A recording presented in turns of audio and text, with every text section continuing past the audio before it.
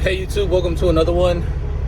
Well, here I am in the truck after a nice long weekend of holidays. My speedometer stopped working and we changed the speed sensor. We saw that was the problem, but the problem is, or it has been since I got this truck, is that the speedometer has been reading wrong, which is like 10 to 20 miles per hour more than what I'm actually running. So when I'm actually running 60 miles per hour, it's showing like I'm running 80 miles per hour. My dispatch has already called me a few times and asked me if I was really going that fast, but I'm not. So on this video, I'm gonna see if I can teach you guys how to properly adjust and calibrate the speedometer, especially with these older trucks. And I'm gonna show you what's going on. I'm going to show you a nice little clip. I'm going to record it right now. Even when I take off, it shows that I'm going 10 miles per hour right away, which I'm not. But that's just how the speedometer is messed up. So let me show you guys real quick. So here I'm going to take off just a little bit, and look at how the speedometer is already moving up to 5 miles per hour. If I step on there a little more, obviously I'm not even going that fast.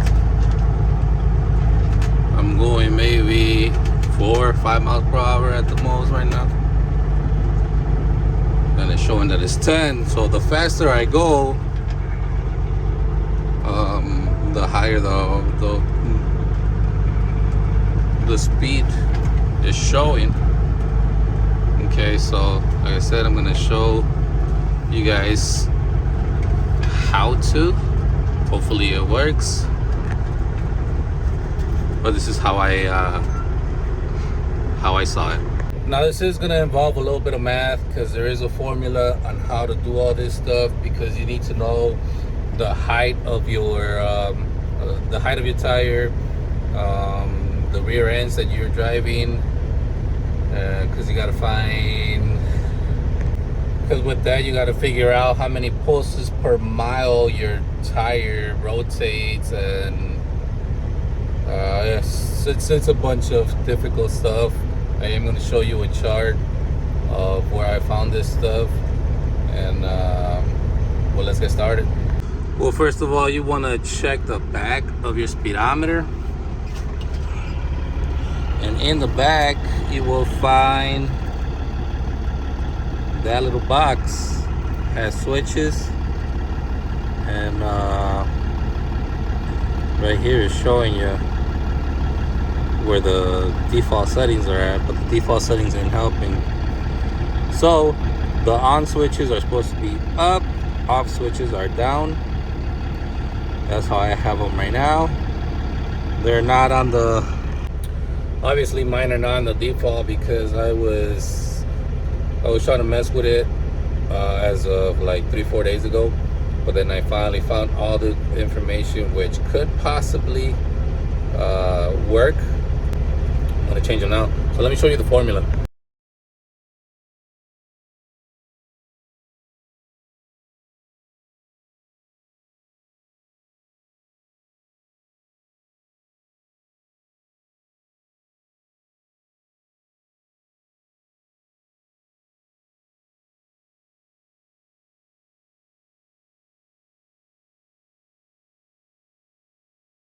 So it looks a little bit like that, and to find the pulses, I looked at another thread in another page, and you basically got to find the information on your tire height and everything, and on a lot of the websites it lets you know how many rotations it gives you per mile. So you got to find out how many rotations the tire makes per mile, and that information you can find wherever you find the model of your tire and everything. It gives you the height, it gives you how many rotations it gives you. So I finally found mine, and mine was 524 per mile. Now with that, you got to find the pulses per mile on this. I know it sounds complicated, but it'll make sense whenever you see the the actual formula to your math. The way I found the pulses, okay, this 524 is the rotation per tire for the tire per mile. You multiply that times your rear ends, which I have 325s, and then you multiply that by I want to say the gears, how many gears the speedometer senses, and it's usually 16. So 524 times 325, 3.25 times 16, it'll give me 27,248. Now that is my pulse per mile. Now this is the way I do it. It was just a little bit more difficult for me to read all the threads and going by one and another, because there is a couple of switches that only have 8 switches, so you got to find the right one. Mine is the 900 series, it's called. So that's how I do it. So now that I have the pulse per mile, now you could go about the math on the formula. And now you do the pulse per mile times the height of your tire. That's 39.5 is the tire, the height of my tire, and that's what I get, 689.82.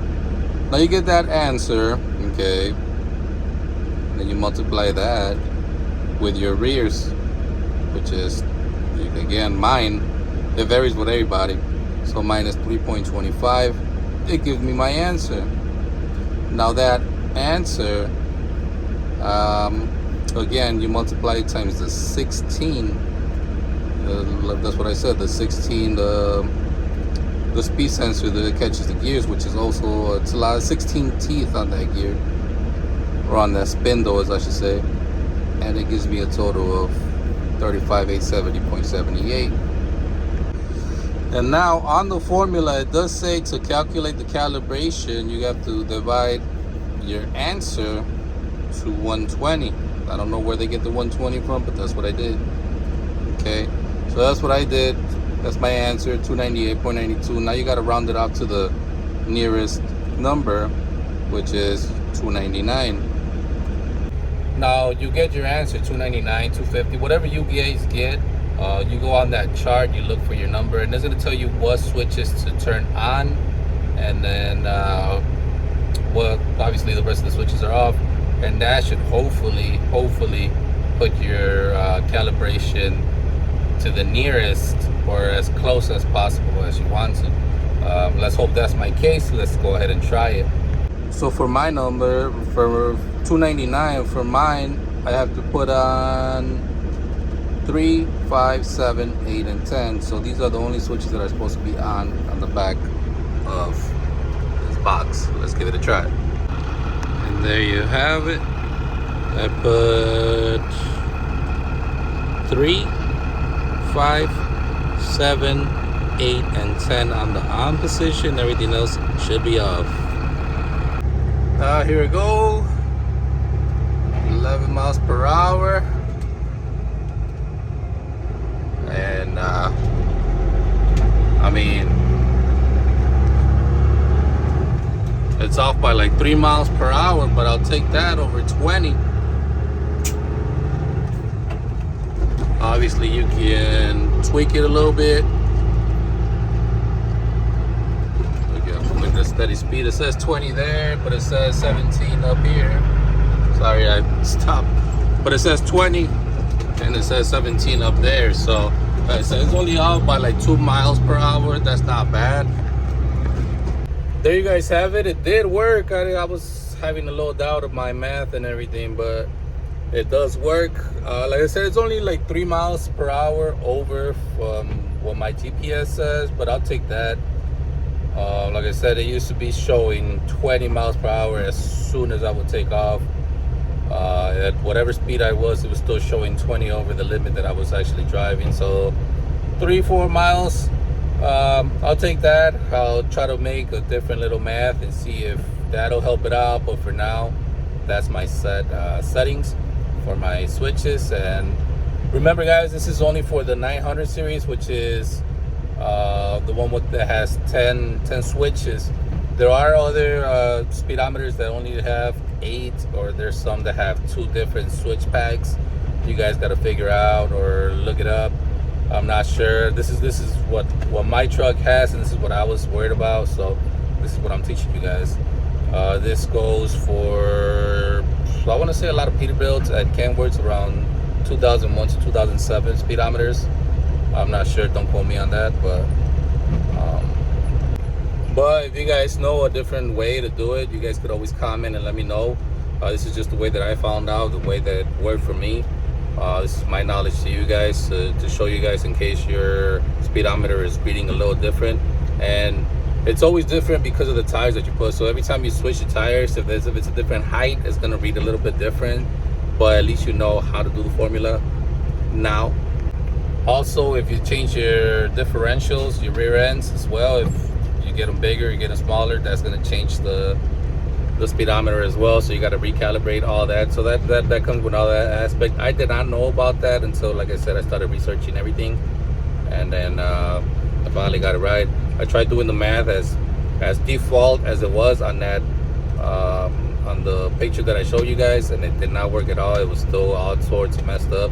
So as soon as I started doing the math on my own, figuring out my the height and the revolutions it took for the tire and everything, that really helped it out a lot.